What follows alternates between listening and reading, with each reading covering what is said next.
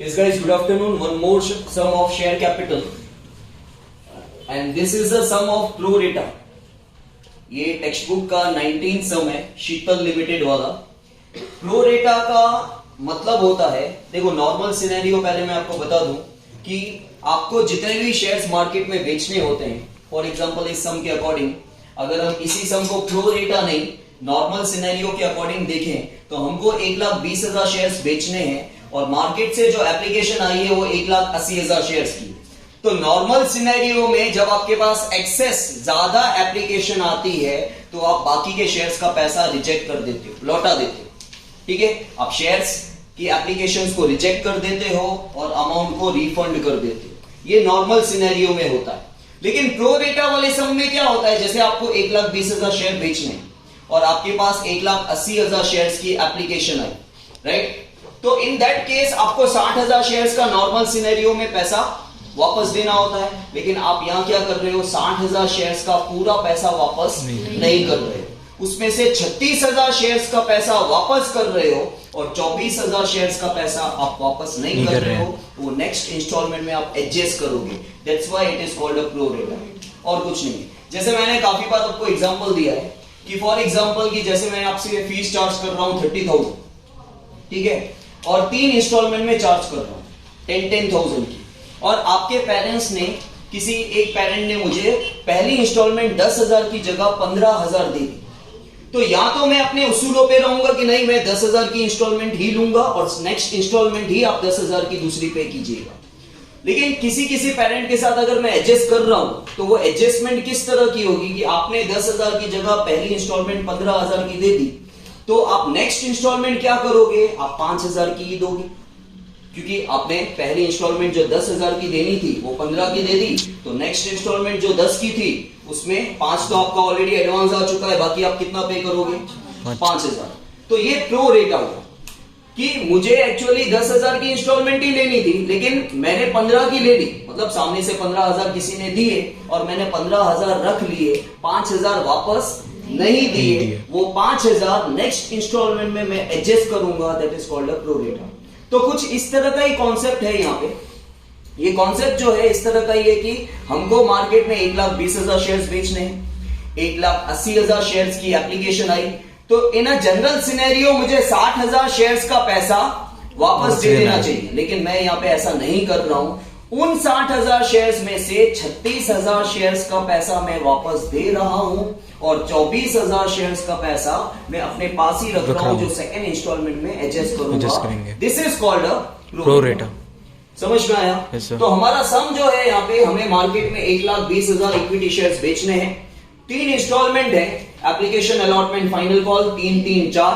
Application जो receive हुई लोगों से, पब्लिक से, वो 1,80,000 शेयर्स की है। इन अ नॉर्मल सिनेरियो मुझे 1,20,000 शेयर्स बेचने हैं तो मैं 60,000 शेयर्स का पैसा मैं वापस कर देता। लेकिन in this case this is a sum of pro rata, तो मैं 60,000 शेयर्स का पूरा पैसा वापस नहीं दे रहा हूं। मैंने शॉर्ट में क्वेश्चन यहां लिखा है, यहाँ पे टोटल 1,80,000 के 3 पार्ट्स किए गए, 3 टुकड़े किए गए, 48,000, 36,000 और 96,000। आप इसका टोटल करोगे तो 1,80,000 हो रहा है। तो 1,80,000 में से 48,000 शेयर के जो एप्लीकेंट्स हैं, इसका मतलब हुआ जिन्होंने 48,000 शेयर्स के लिए अप्लाई किया उनको मैंने सारे शेयर्स दिए। फुल अलॉटमेंट का मतलब होता है जिन्होंने मुझे 48,000 शेयर्स के लिए अप्लाई किया था मैंने उनको 48,000 शेयर्स पूरे दिए। फिर मैंने लिखा है not a single share is given to applicants of 36,000 shares. जिन्होंने 36,000 शेयर्स के लिए अप्लाई किया था उनको मैंने एक भी शेयर नहीं दिया। जिनको मैंने एक भी शेयर नहीं दिया उनका पैसा मैं वापस लौटा दूंगा। समझ में आया? फिर जिसने 96,000 शेयर्स के लिए अप्लाई किया था उनको मैंने 72,000 शेयर्स ही दिए, तो 24,000 शेयर्स नहीं दिए, तो उसका पैसा मुझे एक्चुअली लौटा देना चाहिए। लेकिन मैं वहां पे नहीं लौटा रहा हूं और ये 24,000 शेयर्स का पैसा मैं सेकेंड इंस्टॉलमेंट में एडजस्ट करूंगा। This is called a pro रेटा। क्योंकि आप देख सक रहे हो कि मैंने 36,000 शेयर्स का पैसा वापस दे दिया, लेकिन एक्चुअली मुझे 60,000 शेयर्स का पैसा वापस देना चाहिए था। लेकिन 60 में से मैंने 36,000 शेयर्स का पैसा वापस दे दिया और 24,000 शेयर्स का पैसा मैंने वापस नहीं दिया। ये पैसा मैं एडजस्ट करूंगा सेकेंड इंस्टॉलमेंट में। This is called a pro रेटा। वैसे ये सिंपल सम ही है, ठीक है। इसमें सिर्फ 6 एंट्रियां हैं क्योंकि 3 इंस्टॉलमेंट्स हैं और कोई 4 फीचर की एंट्री यहाँ पे नहीं होती। So guys, your first entry जो होती है वही बैंक अकाउंट डेबिट, और आपके पास पैसा जो आया फर्स्ट इंस्टॉलमेंट का आया जिसका नाम है इक्विटी शेयर एप्लीकेशन अकाउंट। ये हमारी टेम्पररी लायबिलिटी। आज हम बैंक अकाउंट डेबिट करके इक्विटी शेयर एप्लीकेशन क्यों लिखते हैं? क्योंकि पैसा आया और किस इंस्टॉलमेंट का पैसा आया वो यहाँ पे बताया जाता है, इसलिए ये हमारी टेम्पररी लायबिलिटी है। और कितने शेयर्स पे आया? 1,80,000। 1,80,000 इंटू 3, 5,40,000।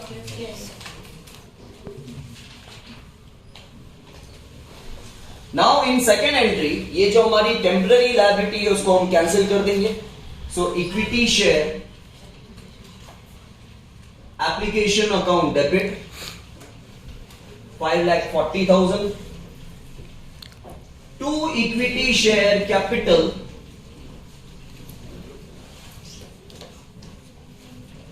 अब इक्विटी शेयर कैपिटल में हमेशा वो शेयर्स आते हैं जो आपको इश्यू कर रहे हैं, जो आपको बेचने हैं। कितने शेयर्स बेचने हैं? 1,20,000 इंटू 3 लाख 60। अब आपको दो चीजें सोचनी है ये लिखने के बाद। क्या आपका ये इस इंस्टॉलमेंट में क्या प्रीमियम है? तो सिक्योरिटीज प्रीमियम नहीं आएगा। क्या कुछ शेयर्स का पैसा वापस दे रहे हो? यस, लेकिन इसके बाद एक और चीज भी आपको सोचनी है, क्योंकि आप सारे शेयर्स का पैसा वापस नहीं दे रहे हो। एक्चुअली आपको 60,000 शेयर्स का पैसा वापस देना था, जिसमें से 36,000 शेयर्स का पैसा आप वापस दे रहे हो और 24,000 शेयर्स का पैसा आप वापस नहीं दे रहे। तो वो 24,000 शेयर्स का पैसा जो इस वक्त फर्स्ट इंस्टॉलमेंट में आया है वो एक्चुअली आप सेटल डाउन करोगे सेकेंड इंस्टॉलमेंट के साथ। मतलब एक तरह से आप यहाँ पे क्या मान, देखो एप्लीकेशन का पैसा तो पूरा आया, ठीक है, आपके पास एक्स्ट्रा पैसा आया है, तो वो एक्स्ट्रा पैसा आप किसके साथ सेटल करोगे? आप ये मानोगे कि आपको सेकेंड इंस्टॉलमेंट का पैसा एडवांस में आ रहा है, तो वो आपकी टेम्पररी लायबिलिटी है। तो इसका नाम दोगे आप to equity share allotment account. तो आपके पास 24,000 शेयर्स का पैसा एक्स्ट्रा है 3 रुपए के हिसाब से 72,000, और 36,000 शेयर्स का पैसा आप वापस दे रहे हैं। So to bank account that is 1,08,000। समझ में आया? सिर्फ आपको यही मेन समझना है कि अलॉटमेंट का पैसा जो है, अब यहाँ पे कंफ्यूजन आपको क्या होता है, सर ये तो एप्लीकेशन के टाइम आया है, तो ये तो एप्लीकेशन का पैसा है ना। भाई पैसे के ऊपर नाम नहीं लिखा हुआ है, भले ये एप्लीकेशन के टाइम पे आया है, लेकिन ये एक्स्ट्रा पैसा आया है एप्लीकेशन के टाइम पे। एप्लीकेशन का तो आ गया, जैसे मैंने आपको सिंपल एग्जांपल क्या दिया कि मेरी 3 इंस्टॉलमेंट्स है 10-10 हजार की फीस की। आप पहली इंस्टॉलमेंट के टाइम पे मुझे 10 की जगह 15 दे रहे और मैं वो 5 में रख रहा हूं, तो वो 5 में क्या मानूंगा? आपकी सेकेंड इंस्टॉलमेंट का जो 10,000 का अमाउंट है उसमें से 5,000 एडवांस आ गया, यही मानूंगा। अब आया तो वो फर्स्ट इंस्टॉलमेंट के टाइम पे, बराबर।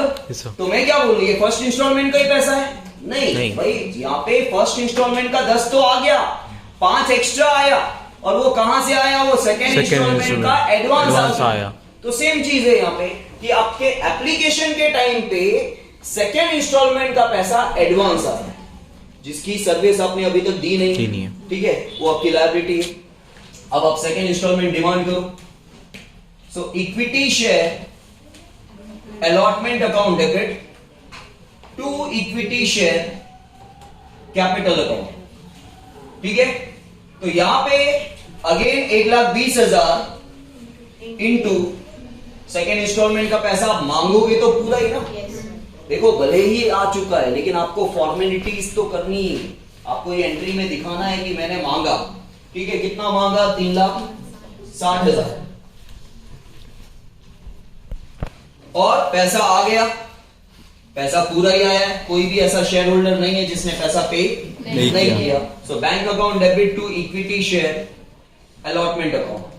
आपने मांगा कितना? 3,60,000 ये आपने मांगा, लेकिन 3,60,000 में से आपके पास 72,000 ऑलरेडी आ चुका है, ठीक है। तो वो 72,000 को आप माइनस कर दो, तो यहाँ पे कितना आ जाएगा? 2,88,000। अब आप फाइनल कॉल डिमांड करो। So equity share final call account debit to equity share capital. ऐसा क्यों होता है मेगा? टू इक्विटी शेयर कैपिटल हम लोग क्यों लिखते हैं? हमने उसके पैसा जो था वो हमको मिला फाइनल कॉल का। नहीं। मतलब मांग रहे हैं हम पैसा। हम यहाँ पे पैसा मांग रहे हैं, लेकिन शेयर कैपिटल को हमने क्रेडिट क्यों किया भैया? क्योंकि जैसे जैसे हम कॉल का पैसा मांगेंगे वैसे वैसे इक्विटी शेयर की लायबिलिटी इंक्रीज हो जाएगी। जैसे जैसे हम लोग इंस्टॉलमेंट मांगेंगे वैसे वैसे हमारे शेयर कैपिटल की लायबिलिटी इंक्रीज होती जाएगी। तो यहाँ पे 1,20,000 इंटू 4,80,000 रुपए आप फाइनल कॉल का मांग रहे हो और फाइनल कॉल का पैसा पूरा आ गया। सो बैंक अकाउंट डेबिट पैसा आ रहा है और किसका पैसा आ रहा है?